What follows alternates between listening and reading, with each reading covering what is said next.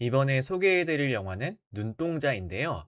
6월 24일 개봉을 했고, 장르는 스릴러 공포 영화입니다.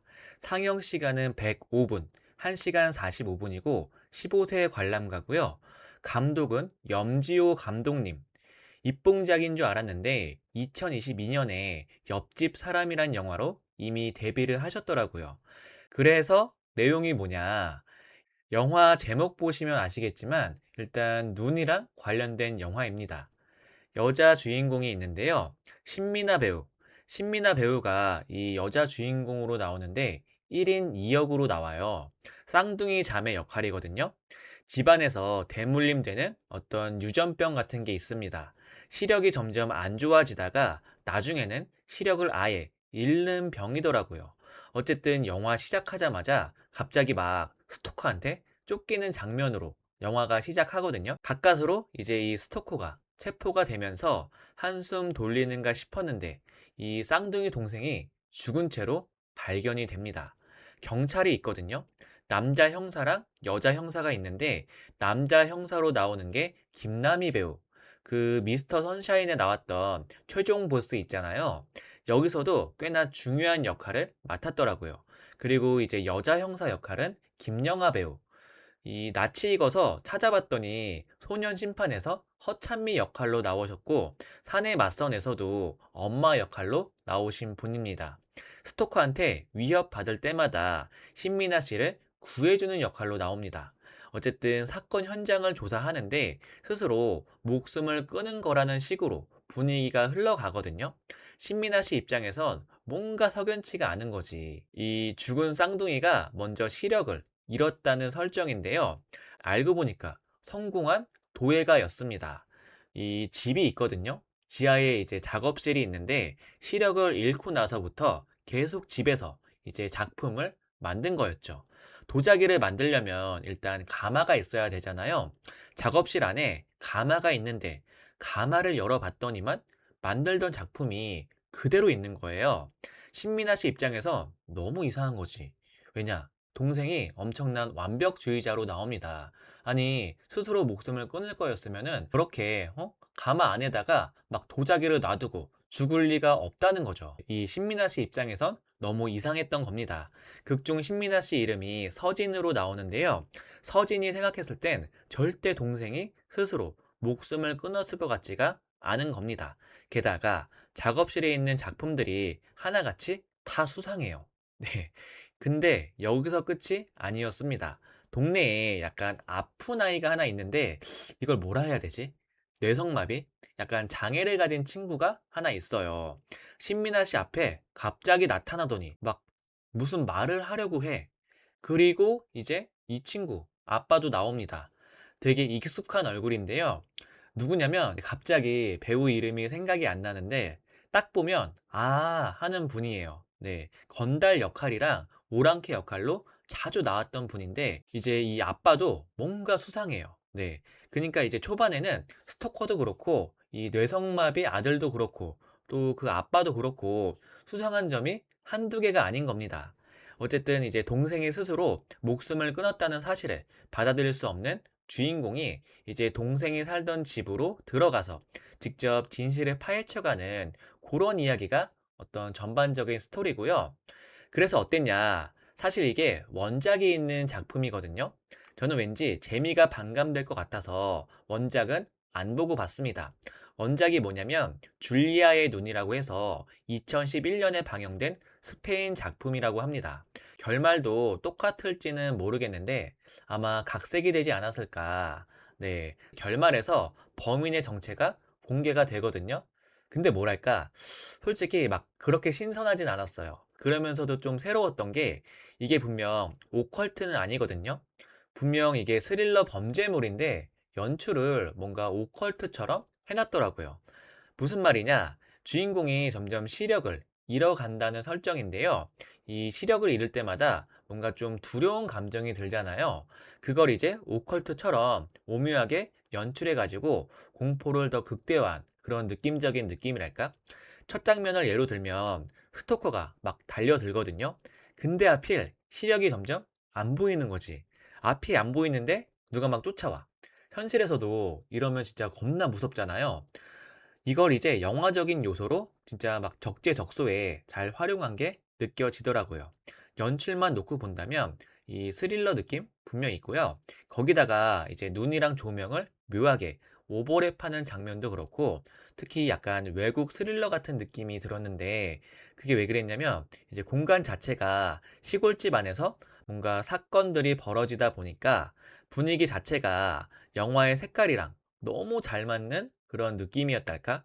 공포나 스릴러 좋아하시는 분들이 특히 더 공감하실 것 같은 게, 이게 이제 막 90년대 영화처럼 뭐랄까 뭐 척키의 인형? 척키의 인형이 막 튀어나온다거나, 아니면 뭐 갑자기 소복 입은 귀신이 나온다거나, 이렇게 막 자기적으로 무섭게 하면 요새는 진짜 짜치잖아요. 이거는 뭐랄까 연출이 되게 좋았어요. 네, 일단 좀비물이나 괴물 영화 같이 막 기괴한 대상이 나오는 게 전혀 아니고요. 그리고 이제 공포를 조성하는 방식이 되게 좀 세련된 느낌이 들더라고요. 아까도 살짝 언급을 했는데, 이 시력이 사라지는 현상이랑 공간이 주는 분위기, 또 시골집이라든지 지하실이라든지, 또 이제 비 오는 날 호텔, 뭐 이런 장치들을 굉장히 세심하게 신경 쓴 느낌이 들었습니다. 또 이제 중간중간에 신민아 씨 관점에서 연출을 하는 것도 저는 굉장히 좋게 봤습니다. 네. 시력이 아무래도 사라지다 보니까 화면이 막 뿌옇게 보여요. 근데 범인이 막 칼 들고 쫓아오는 거지. 뭐 이런 식의 연출이 꽤 많더라고요. 화면은 점점 흐려지고 빛은 번지는데 범인의 정체는 점점 드러나게 되는 그런 과정들을 이 스릴러로 잘 연출한 그런 느낌이 들더라. 이 배우들에 대해서도 진짜 말을 안 할 수가 없는 게, 야, 일단 신민아 씨. 와, 진짜 표정 연기가 미쳤다, 진짜. 네. 솔직히 이 정도로 연기를 잘하셨나 싶을 정도로, 이 영화는 거의 뭐 신민아 씨가 캐리했다고 해도 될 정도로 너무 찰떡이었다. 제가 진짜 어디서 놀랐냐면, 동공이 멈춰 있어야 할 때랑 동공이 막 되게 흔들려야 하는 장면이 각각 있었거든요. 근데 저 상황에서 어떻게 저러지 싶을 정도로 진짜 막 미세한 움직임까지 어색한 게 하나도 없더라고요. 아무래도 이 스릴러라는 장르가 배우들의 어떤 표정이라든지 몸짓 하나하나가 되게 크게 느껴지거든요. 이런 부분들이 잘 조화롭게 돼가지고 이제 지루할 틈이 없을 정도로 연출이랑 배우들 연기가 잘 맞물려서 돌아간 그런 느낌이었다. 뭐 다른 배우들도 두말하면 잔소리죠.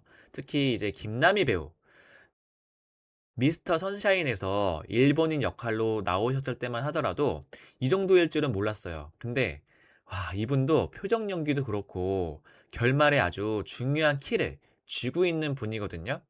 어떻게 보면 신민아 씨만큼이나 굉장히 중요한 어떤 역할인데, 그걸 아주 잘 소화해냈다. 네, 이번에는 좀 아쉬웠던 점.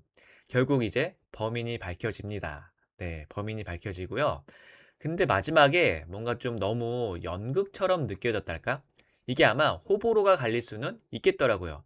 예전에 파묘라는 영화도 중반부로 넘어가면서 마치 파트 1, 파트 2처럼 연출이 급작스럽게 바뀌는 느낌이 들었잖아요. 이것도 마지막에 이제 범인이 갑자기 막 연극하듯이 독백하는 장면이 나와요. 근데 이제 살짝 좀 결이 다른 느낌이었달까? 뭐 마지막에 좀 많은 것을 보여주려고 한 의도였는지는 모르겠는데, 개인적으로는 좀 투마치한 느낌이었다. 네, 뭔가 좀 오커트적인 요소도 그렇고 마지막에 조금 뭔가를 많이 넣으려고 한 것 같거든요. 그럴 거면 그냥 연극 톤 말고 과거 회상이라든지 뭔가 어떤 매개체를 통해서 범인의 과거가 밝혀지는 방식은 어땠을까? 네, 뭐 시체라든지 귀신이라든지 뭐 그런 게 나올 거였다면 더 확 오컬트 쪽으로 가면 어땠을까? 좀 아쉽더라고요. 네, 물론 이거는 지극히 개인적인 저의 취향입니다. 네, 네, 제 개인적인 의견이고 지극히 개인적인 취향이니까, 뭐 이제 영화 관계자분들이 굳이 마지막에 연출을 좀 힘줘서 한 이유도 있겠습니다만, 어쨌든 제 입장에선 좀 아쉬웠다. 네, 뭐 영화 자체는 연출자의 어떤 의도라든지 장소와 소품들이 주는 분위기들이 조화롭게 잘 어우러진 것 같다. 그래서 얼마나 무서운 거냐?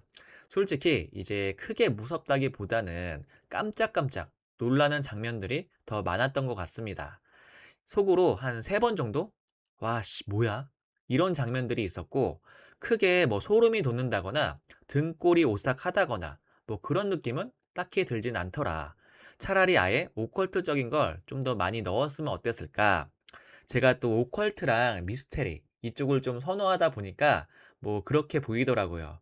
네, 제 티어는요, B로 가겠습니다. 물론 흥미로운 작품이고 배우들 연기도 그렇고 연출도 그렇고 소재도 그렇고 너무나도 이제 흥미로운 부분들이 많이 있었지만 결말에서 개인적으로 살짝 아쉬웠다. 네, 뭐 아싸리 더 오컬트 쪽으로 갔으면 어땠을까? 분위기도 그렇고 설정도 진짜 좋더라고요. 다만 이제 마지막이 개인적으로 좀 아쉬웠기 때문에 일단은 B로 했습니다.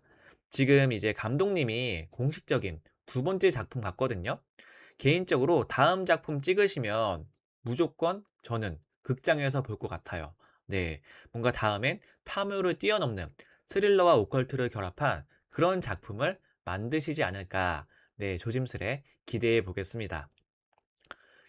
이번 영상도 시청해 주셔서 감사하고요. 저는 그럼 또 다른 작품으로 돌아오겠습니다. 구독, 좋아요, 댓글도 많이 많이 부탁드리겠습니다.